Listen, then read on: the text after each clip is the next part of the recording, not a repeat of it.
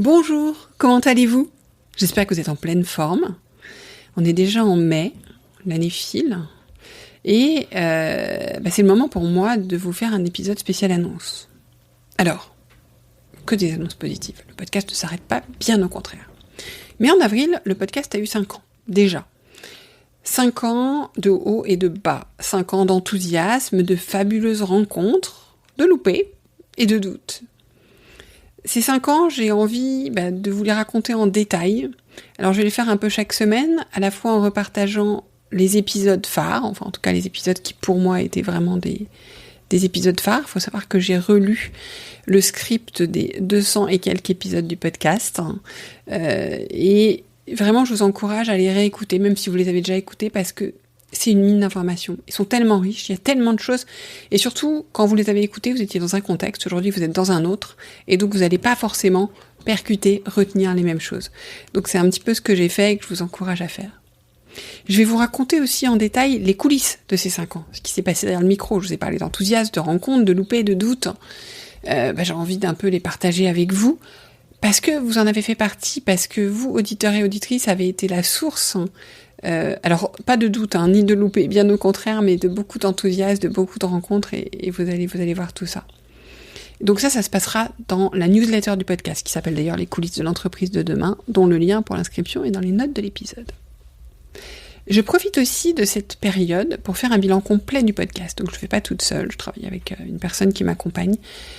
Mon idée, c'est qu'il soit toujours plus qualitatif, pertinent, voilà, qui vous apporte des choses. Donc c'est le moment de poser un peu l'ouvrage, comme on dit. Je le fais régulièrement, mais là, c'est important. Et puis, bien sûr, on va célébrer ces 5 ans quand même. C'est important. Donc, je vais vous proposer de multiples rencontres pour célébrer cet anniversaire, avec des formats très différents, avec des invités, bien sûr, du podcast aussi. La particularité, c'est que j'ai envie de les faire en tout petit comité, pour qu'on puisse faire des vraies rencontres ensemble. Donc, qui dit en tout petit comité dit que les places vont être vite prises, et donc j'ai décidé de communiquer en premier lieu via la newsletter de l'entreprise de demain, pour vous remercier de votre fidélité. Donc si vous n'êtes pas encore inscrit, c'est vraiment le moment de le faire. Le lien est dans les notes de l'épisode, elle est bimensuelle, et voilà, et c'est là qu'il y aura les invitations.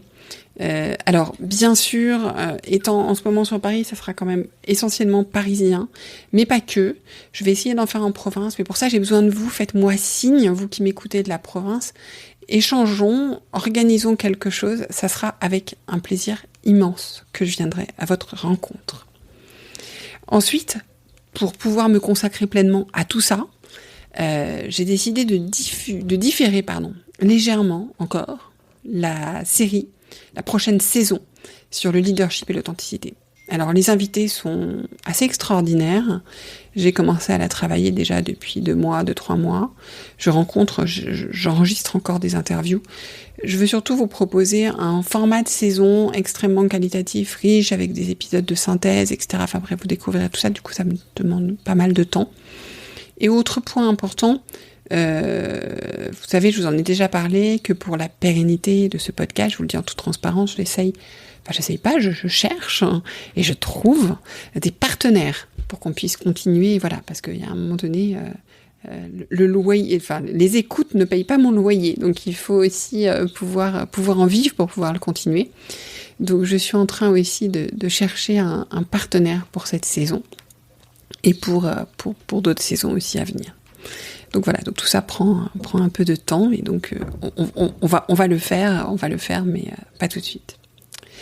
Et à propos de leadership d'ailleurs, je ne sais pas si vous avez vu, mais j'ai démarré une chronique mensuelle sur Courrier Cadre grâce à la confiance de la talentueuse Fabienne Broucaret, qui avait créé My Happy Job il y a quelques années et qui maintenant a repris la rédaction en chef de plusieurs magazines, dont Courrier Cadre. Donc vous le trouvez sur version électronique ou sur LinkedIn.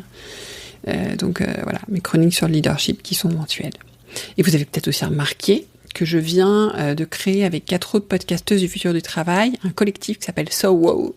Et So Wow, c'est quoi ? C'est Spreading an Optimistic World of Work, ou diffuser un monde optimiste du travail, diffuser une vision optimiste du monde du travail. On vous raconte d'ailleurs en ce moment sur la page LinkedIn de ce collectif pourquoi et comment on l'a créé. Vous avez pu entendre sur ce podcast un premier épisode qu'on a fait à 5 voix sur l'engagement. On en a un deuxième qui va sortir en juin, vous verrez, sur une thématique fondamentale, et puis on vous proposera d'autres choses. Pour continuer, parce que c'est pas le tout, de nombreux dirigeants et DRH qui écoutent le podcast, ou non d'ailleurs, qui me suivent sur LinkedIn, m'ont demandé de faire des conférences pour leurs managers ou leurs collaborateurs pour les sensibiliser aux évolutions du monde du travail et leur partager des pratiques justement des pionniers dans lesquels ils puissent piocher pour s'inspirer. Et j'ai construit ces conférences à partir de l'intégralité des contenus du podcast et aussi bien sûr de mes connaissances, de toutes mes lectures, tous mes accompagnements, et de toute ma vie en entreprise pour pouvoir vous apporter le meilleur. J'en fais donc j'essaie d'en faire vraiment des moments d'intelligence collective, c'est pour ça que je les appelle d'ailleurs les conférences ateliers. Je vois que les participants en ressortent assez décomplexés, finalement assez soulagés, mais aussi avec une compréhension fine de ce qui se joue et avec l'envie et des clés pour agir. Et je les encourage à en choisir une et je les suis, en fait, on échange après. Et je vois que effectivement c'est quelque chose, voilà, ils remettent le pied à l'étrier sur des sujets parfois compliqués, puisque par exemple j'en fais sur le management de l'intergénérationnel et comment en faire une force, et ça c'est un sujet qui est complexe. Donc c'est important de redonner de l'espoir et de l'envie pour aussi que parce que la transformation managériale, qu'on le veuille ou non, elle est en route. Donc aussi chacun puisse s'y atteler. J'en fais aussi une sur les clés du leadership de demain, une que j'ai appelée Muscler son audace, une autre qui est faire revenir les collaborateurs au bureau, ou comment surfer sur la vague de l'individualisation en renforçant le collectif, tout un programme, ou encore une sur l'attractivité, la fidélisation et l'engagement des collaborateurs. Est-ce que tout change ou rien ne change ? C'est la grande question. Et puis je suis au-delà de ces conférences, donc si ça vous intéresse, vous me contactez, n'hésitez pas. Je boucle aussi en ce moment 2 promotions du programme de l'entreprise de demain, qui est l'accélérateur de développement du leadership. Je les boucle d'ici la fin d'été. Enfin d'ici l'été, la fin du printemps. Donc voilà pour l'actualité. J'étais contente de partager ça avec vous aujourd'hui. Et je vous dis à très bientôt. Je vous souhaite une bonne journée, une bonne soirée, une bonne semaine, suivant le moment où vous m'écoutez. Au revoir.